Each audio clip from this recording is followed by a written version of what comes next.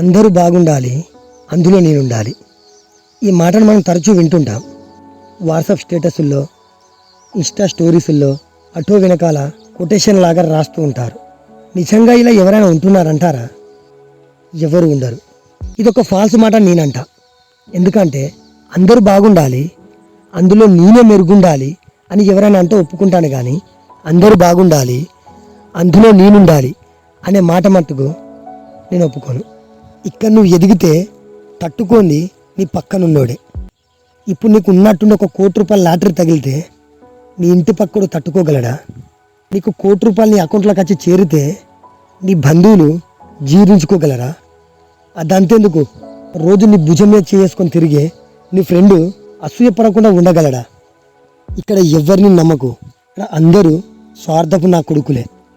అదే ఎవడో తెలియనోనికి ₹1,00,00,000 లాటరీ తగిలితే ఫలానానికి కోటి వచ్చాయని గొప్పగా చెప్తారు తప్ప నీకేస్తే మట్టుకు ఇక్కడ ఎవడు మెచ్చుకోడు.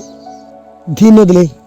ఇక రైతులు ఉంటారు కదా, వాడికంటే వాడి గెట్టు పక్కనోనికి బస్తా వడ్లు ఎక్కువ పడితే వాడు మనశ్శాంతిగా బతకలేడు. క్లాసులో ఎవడో టాపర్ వస్తే చప్పట్లు కొడతారు, అదే వాడి బెంచోడు టాపర్ వస్తే అసూయతో చేస్తారు. ఇవన్నీ కాదు, నా లైఫ్లో జరిగిన ఒక ఇన్సిడెంట్ చెప్తా వినండి.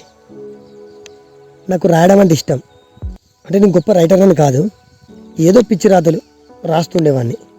రాసినవి నా వాట్సాప్ స్టేటస్గా గాను లేకపోతే ఎందులోదల్లా పోస్ట్ చేసేవాడిని. ఒకరోజు నేను రాసిన డైలాగ్కు నా పేరుకు బదులు వేరే పేరు పెట్టా. దాన్ని 2 గంటల తర్వాత చూస్తే ఒక 10-15 మంది స్టేటస్ పెట్టుకున్నారు. దాని ముందు అంతకంటే గొప్ప మాటలు ఎన్నో రాశా, బట్ దాన్ని ఎవ్వరు స్టేటస్ పెట్టలేదు. దీన్ని మట్టుకు పెట్టారు. ఇక్కడ నేను చెప్పే పాయింట్ ఏంటంటే, నా డైలాగ్కు దమ్ముంది, కానీ నా డైలాగ్ కింద ఉన్న నా పేరుకు దమ్ము లేదు. ఎందుకంటే ఆ డైలాగ్ కింద ఉన్న నా పేరును వాళ్ళు స్టేటస్గా పెట్టుకుంటే వారికంటే నేను గొప్పనైతానేమోననే వారి భయం. నీ చుట్టుపక్కల ఉన్నవారి గురించి నీకు తెలియాలంటే ఒక్కసారి నువ్వు కింద పడి చూడు, ఏ నా కొడుకు చెయ్యంది ఇయ్యడు. ఒక్కసారి నువ్వు సమస్యలకి దూకి చూడు, ఎవ్వడు నీ సమస్యల నుంచి బయట పడేయడు. బయట పడేయడం కాదు కదా, భుజం తట్టి నీకు తోడుగా ఉన్నానని కూడా ధైర్యం చెప్పడు. నువ్వు ఏదైనా కొత్తగా చేద్దామని ట్రై చేసి చూడు, ఇక నీ చుట్టుపక్కల ఉన్నవారే అవసరమారా నీకు, నీతోటి అయ్యే పనేనా ఇది, నీకంత సీన్ లేదురా అని హేళన చేస్తుంటారు. ఒక్కడొచ్చి ట్రై చేయరా, నీకు నచ్చింది చెయ్యి, నువ్వు సక్సెస్ అవుతావని ఎవ్వడు అన్నాడు ఇక్కడ. అదే ఎవ్వరి మాట వినకుండా నువ్వు అందులో సక్సెస్ అయి చూడు, ఈ అరిచిన కుక్కలే నీ చుట్టొచ్చి చేరుతాయి.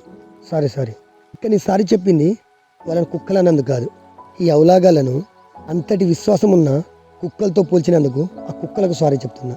ఇక్కడ పక్కనున్నోడు గొప్పోడైతే ఈర్షగా చూస్తారు, అదే పరాయుడు గొప్పోడైతే పరిచయం చేసుకుని మరి పలకరిద్దామని చూస్తారు. ఇదేంటో మరి నాకు అర్థం కాదు. అందరూ అలా ఉండరు అని మీరు అనుకోవచ్చు. ఇక్కడ ఒక చిన్న కథ చెప్తా.